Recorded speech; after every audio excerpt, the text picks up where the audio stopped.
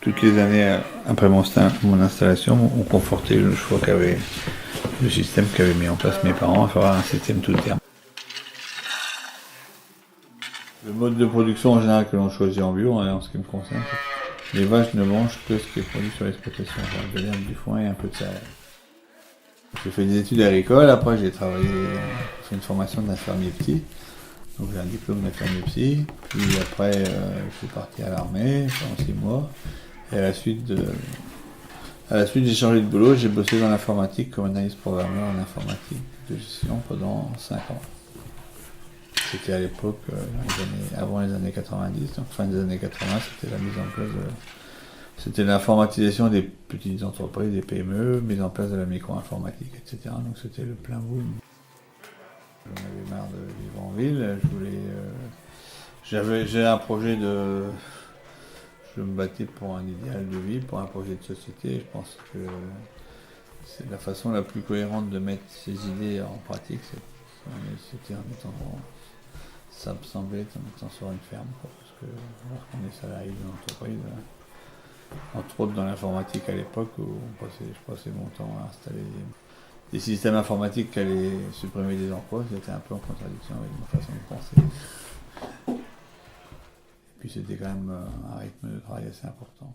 Quand j'ai fait mon stage d'installation pour avoir les prêts, etc., on voulait me faire changer, faire évoluer le système. Moi, comme ça faisait 10 ans que je bossais plus dans l'agriculture, j'ai voulu me laisser du temps pour voir, expérimenter ce qui fonctionnait.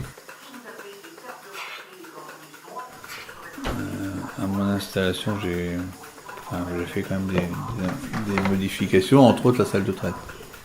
J'ai construit une salle de traite là, quand je me suis installé.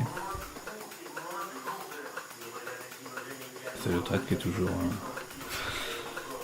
est toujours en service actuellement. Bon, j'avais acheté une salle de traite d'occasion, donc toujours dans un système le plus économe possible pour éviter trop de dépenses et trop d'investissement.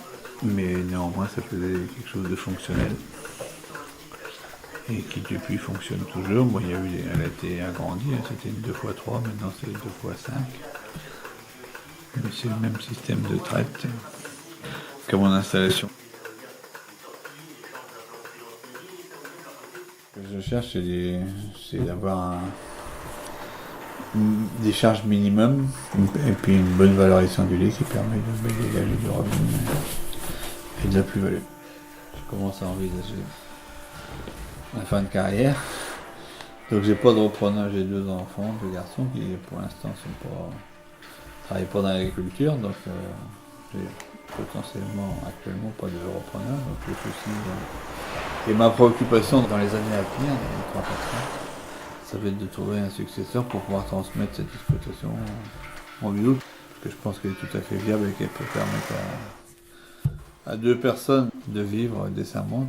Il y a un outil de travail qui est fonctionnel, qui a été entretenu, qui est relativement récent pour la partie stipulation et séchage en grange. Donc je pense qu'il y a la possibilité d'installer quelqu'un sur cette ferme. Donc c'est mon souhait. Je vais m'y employer dans les années à venir.